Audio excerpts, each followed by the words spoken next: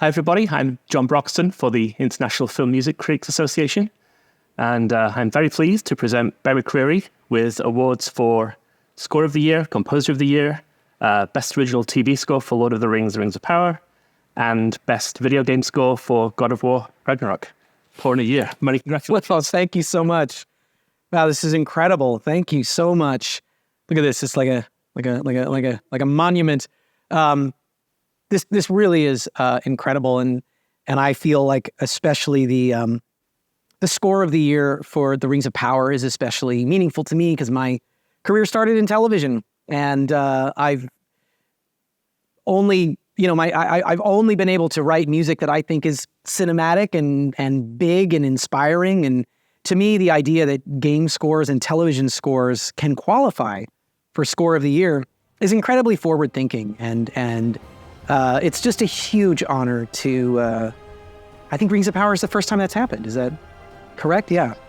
So it means the world to me, and thank you everybody for listening, and I'm just excited for the future, and this is just a tremendous honor. Thank you so much.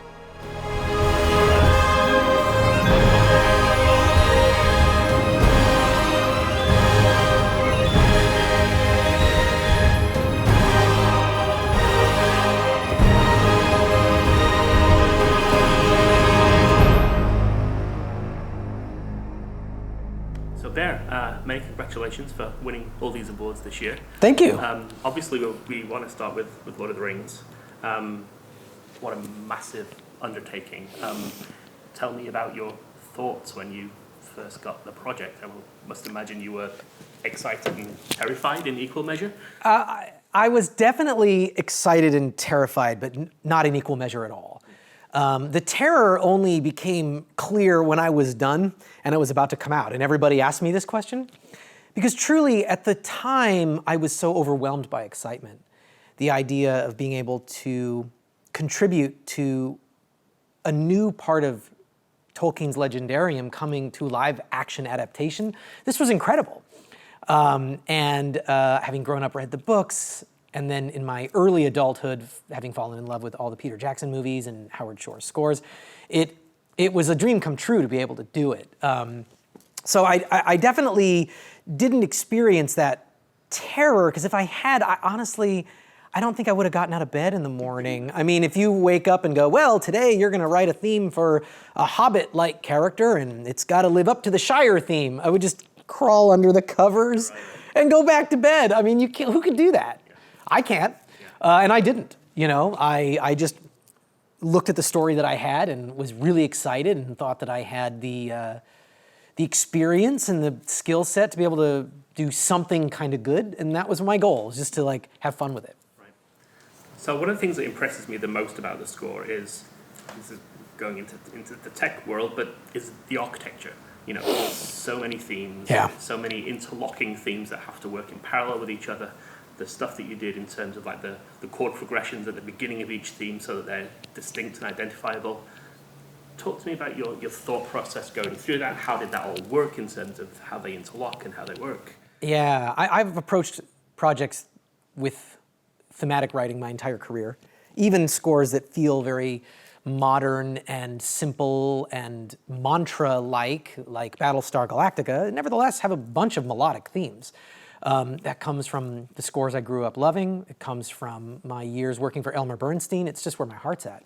So you approach a thing like Lord of the Rings thematically, and there's really not a simple way to do it. If you're going to be using themes, you really need to create distinct ones for every character. And I think that I realized early on that I was facing a story that is more complex than the one Howard Shore was facing when he started. I think about the Fellowship of the Ring and that triumphant moment when they leave Rivendell. And there's the Fellowship is together, and we're hearing that theme, that great shot where they're all walking past the rock. Well, there weren't 9 different themes. Right. It wasn't like, there's Frodo's, there's Sam, Merry and Pip, and Aragorn, switching. That was sort of the path I had to go down. Right. The factions as they existed had to have themes, but the characters within them many of them needed their own themes. So I just started thinking, all right, what would it need? I mapped it all out, and it came out to 17 themes, and I laughed, like, that's nuts.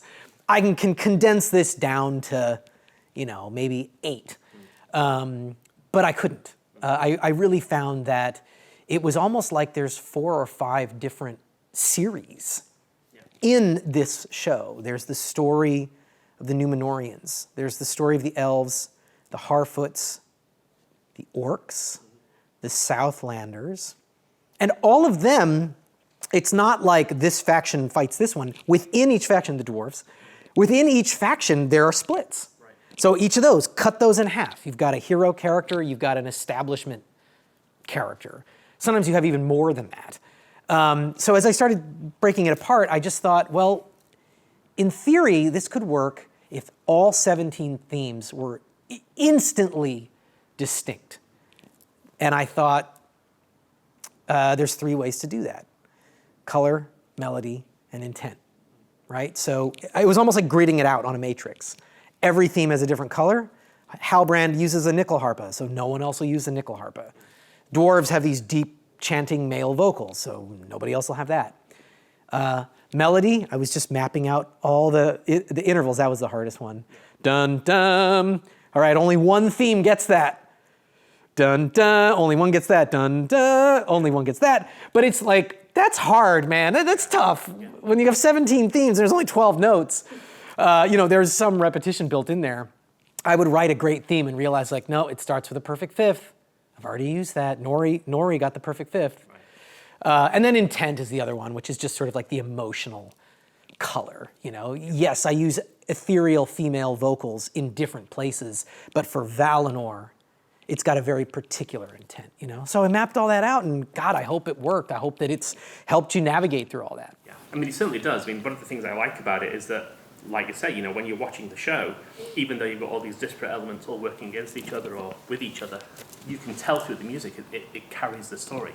I think that's really an important thing, and not enough people do that. I appreciate that. Thank you. That's a thrill to hear. I think the risk was that it would sound like there was a bunch of different voices all competing for your attention. And at the end of the day, I did have to have some faith in my own voice as a writer, that even though I'm writing with bone flutes and hide drums and Aztec death whistle over here, and then it's like bagpipes here, that it's all coming through like my filter. It's all my voice, and that and you also have the foundational layer of the orchestra, tying it all together. And Amazon was very wise to put the production budget forward that would be needed to record 9 hours of orchestral score in London. Right. So that, I think it all tied together. Look, at the end of the day, my goal was very simple. I wanted to write the type of score that, as a fan of Lord of the Rings, I wanted to hear. Yeah. And I want one day to watch all the seasons of Rings of Power, jump to the 6 Peter Jackson films, and feel a sense of continuity. And if I can help make sure that the musical continuity exists, well, then I'm going to do that. Yeah.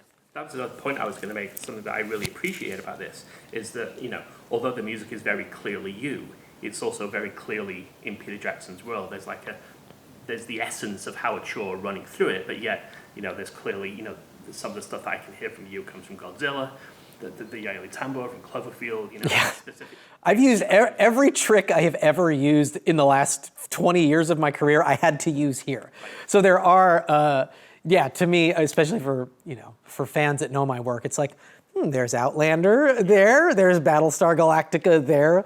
Right. There are drums that I haven't used since Battlestar, because I just thought, God, if I use those particular set of frame drums and the duduk and the tambor, it just sounds like Battlestar to me. But pulling into Númenor, man, I was like, I'm gonna do it. I'm gonna dust them off again, because I had to. I had to use every sound that was in my lexicon was needed to be able to write 17 completely different themes that also kind of fit together. Yeah. So tell me about the logistics of recording it. You said you recorded it in London. Big undertaking, lots of music. It was huge. For each episode, we recorded 4 days of orchestra in London. We recorded 3 days of choir in Vienna. We recorded soloists, including Erik from Outlander on bagpipes and penny whistle. Nyckelharpa, Hardanger fiddle were recorded in Europe. Fiddle, bowron, the Celtic sort of talking drum sound. Percussion, so many more. I'm forgetting others. But each of those, the soloist took maybe 7 to 10 days. So you can see how that's all like 2 weeks of recording per episode. That's for one episode. Right. Each episode had that happen. And all of that had to happen in 4 or 5 days. It was all happening at the same time, John. So what would happen is, and by the way, I had to keep writing. There was no way I could conduct, other than the very last episode, I couldn't conduct any of this time. So I was writing in my studio, and I had a laptop open with a session in London. I'd be up at 4 or 5 in the morning writing, and then a session in Vienna starting a couple hours later, and then by the middle of the day, it's like percussion in Los Angeles, and then the Nyckelharpa people, and everyone would just be texting me like, hey, we're going to 1M2, and I'm like, okay, hold on. Open up that link, and I'd listen, and I'd give my notes to the producer, to the conductor, and then I'd go, you got it from here, go back, keep writing, and then 3 minutes later, be like, hey, we're bringing up that choir cue you wanted to listen to. Okay, hold on, stop writing. It was schizophrenic, and truly, there were times I thought I was going crazy, because I would accidentally leave the choir unmuted. So I'm like writing this cue, and then I'd hear like, dun, dun, dun, dun, and I'm like, what am I doing? I'm not doing that. I'm like, it's Sauron is in my head, and then I realized like, oh no, wait, I've left the session open, and then I'd hear the conductor start speaking to the ensemble. So it was a lot, but it takes a huge team to be able to pull that off, and I leaned heavily on my team, as I always do. Every project I work on is a team sport, and a lot of times they help me write the music as well. In this case, I wrote all the cues, and that's why I was in my studio writing while they were helping produce. They were overseeing sessions, editing, recording, supervising takes. It was a massive, massive operation to be able to pull that off. But they did it. Yeah. And you're very happy with the way it turned out. I'm thrilled. I mean, honestly, when I was getting started, the idea of orchestrating my own music and conducting it, it's like, I have to do it. Yeah. And then it was like, early on in my career, I was like, realizing it was time to let other people orchestrate. Why? Well, it gives me an extra day to write. I was doing the copying in Battlestar Galactica, man. I was taping the parts myself after I wrote the cues. And then even, conducting. I couldn't go to London for each episode, obviously. But I found fantastic conductors and orchestrators who all understand my vision. And I got to say, in a way, it feels like that old Michael Keaton movie Multiplicity, where I'm cloning myself, because it's now I think, well, this is fantastic because everyone understands my voice and my intention, and we speak beforehand, we go over the cues, while someone else is orchestrating, and then while someone else is conducting, I'm writing. I'm doing the one thing that I love to do the most. So it forced me out of my comfort zone to a degree to be able to be part of a machine like that. So, in addition to Lord of the Rings, you won Composer of the Year this year, and then you also won for God of War Ragnarok for a game score. Talk a little bit about God of War, and what was the overlap like? Were you writing Lord of the Rings and God of War simultaneously? Yeah, well, I mean, it was a huge honor to win all of that. I was, God of War Ragnarok. Oddly, it was mostly finished. Each of those God of War games took me 4 years. So I've been doing God of War for over 8 years now to create only 2 games. So we were in the home stretch. I was certainly long finished writing God of War when I got hired on The Lord of the Rings, although the track with Hozier, Blood Upon the Snow, came up during Rings, and that although we ended up really writing it when Rings was finished. The timing, I got very lucky with the timing. God of War, in a way, is probably, God of War and actually another fantasy score that I did, Masters of the Universe Revelation, are the 2 scores that I think teed up my work on Lord of the Rings the most. They were these big fantasy scores, both of which are about these exceedingly masculine characters who also have depth and vulnerability. Both stories were exploring that, especially in God of War through fatherhood. And in Masters of the Universe, it was a story of being honest and not living in secret anymore. So in both cases, like I'm really thrilled that audiences and soundtrack fans especially kind of heard what I was doing. And I think I was calling back to a time when I was a kid and I was watching Conan the Barbarian and I was watching Willow and I was watching Red Sonja, you know, and it's like Horner, Basil Polidorus, Ennio Morricone, Jerry Goldsmith, John Williams. You know, these are the composers that took me to fantasy worlds. And they all had incredible motivic writing, beautiful melodic writing. I mean, in a way, I don't want to make Lord of the Rings fans mad, but like Conan the Barbarian is the best fantasy score of all time. It's the one. It's the one that set the genre. It's the one that elevated the genre and in a way like destroyed the genre because that film was copied so many times. And worse, that's what I'm saying. Yeah. So in a way, the bar was so low that Howard could come in and reinvent it in a brilliant score, one of the greatest fantasy scores, arguably the best. I'm not going to get in a fight with anybody. But Conan the Barbarian was a total game changer and came at a time where no one took that genre seriously, and sadly, because of the imitators, no one takes that film seriously. But to me, I mean, the Basil Polidorus influence in Masters and God of War is pretty obvious. That's what I was going to say. I mean, I love the fact that you described Masters as Basil Polidorus meets Metallica. That's what it was. That's a mashup. That's awesome. Yeah. When I met Kevin Smith, when he was considering hiring me, I told him that that's what I wanted to do, and if he didn't like the sound of that, I wasn't his guy. Which I'm rarely so bold, but I thought, you know, if I'm going to do a He-Man cartoon, I'm going to do it the way I want to do it. Right. Yeah.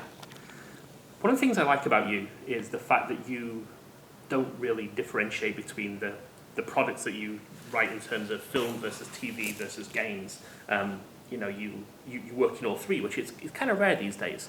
I specifically want to talk about, like, do you find that there's a difference in how you write depending on whether it's TV or games or movies, or is it all the same process for you? It's all the same process for me, mostly, within a rounding error of being all the same process, because the toughest part of any project is getting into it. Yeah. And for me, that means writing themes. What do I need to write a theme, John? I need a story, I need a character, and I need a tone. And then visual input, you know, everything after that becomes decreasingly important. So if I were to score, like, I don't know, a FIFA game or something, like I'm not the guy to do that. I truly do not know how to do that. And like, you know, online multiplayer shooters, and I mean, I did Call of Duty, but I mean, I'm not gonna lie, like, I thought about the multiplayer game component of that for like 2 seconds, which is fine. I was here to do the theme, the single player story, because that's how my brain works. You know what I mean? So, and ultimately, I think that's what gamers respond to, is music that has that kind of story. At the end of the day, that's what we want from all music in all these mediums, is this emotional reaction. There are differences, of course. You got to pace yourself very differently in a movie. I find the pressure in a movie much higher because you only get one shot. You only get one climactic battle. You only get one love scene where the two characters connect. In a show as big as it can be, even like Lord of the Rings, except for the series finale, which you don't always know you are writing, that's a rare occurrence itself. Except for that, then the pressure is much bigger than a movie because you got to live up to everything you did. Other than that, there's always another battle. There's always, you're pacing yourself, you know, and you're challenging yourself. But those are small differences. That's sort of like, I don't know, it's like the difference between training for a sprint or training for a marathon. You've got to be in great shape to do either, but the actual exercises you do are going to be tailored differently. Yeah. Okay, fantastic. Thank you very much, Bear. Congratulations again. Thank you. And, very good.